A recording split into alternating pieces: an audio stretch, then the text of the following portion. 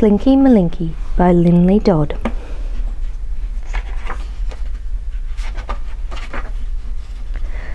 Slinky Malinki was blacker than black, a stalking and lurking, adventurous cat. He had bright yellow eyes, a warbling wail, and a kink at the end of his very long tail. He was cheeky and cheerful, friendly and fun. He'd chase after leaves, and he'd roll in the sun.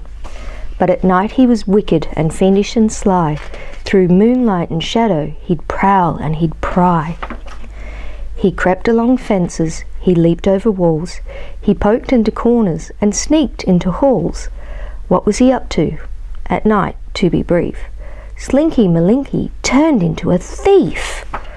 All over town, from basket and bowl, he pilfered and pillaged, he snitched and he stole.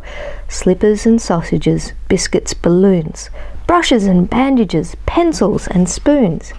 He pulled them, he dragged them, he heaved them until he'd carried them home to his house on the hill.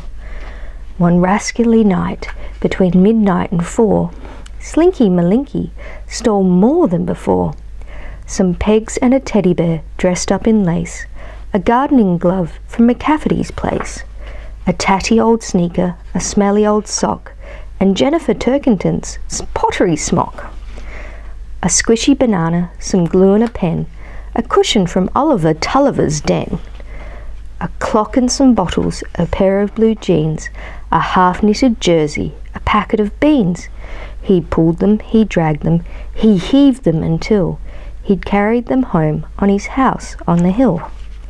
Then Slinky Malinki, the Rapskillian cat, piled them up high in a heap on the mat. The glue toppled over and gummed up the pegs. The jersey unravelled and tangled his legs. He tripped on the bottles and slipped on the sock. He tipped over sideways and set off the clock. Crash went the bottles, beep-beep went the clock, rah-rah-rah went the dogs on the block. On went the lights, bang went the door, and out came the family. 1, 2, 3, 4. "Oh no," they all cried, "what a criminal cat! Tomorrow we'll have to take everything back." With a tangled up middle and glue on his face, Slinky Malinki was deep in disgrace. Never again did he answer the call when moonlight shadows danced over garden and wall. When whispers of wickedness stirred in his head, he adjusted his whiskers and stayed home instead.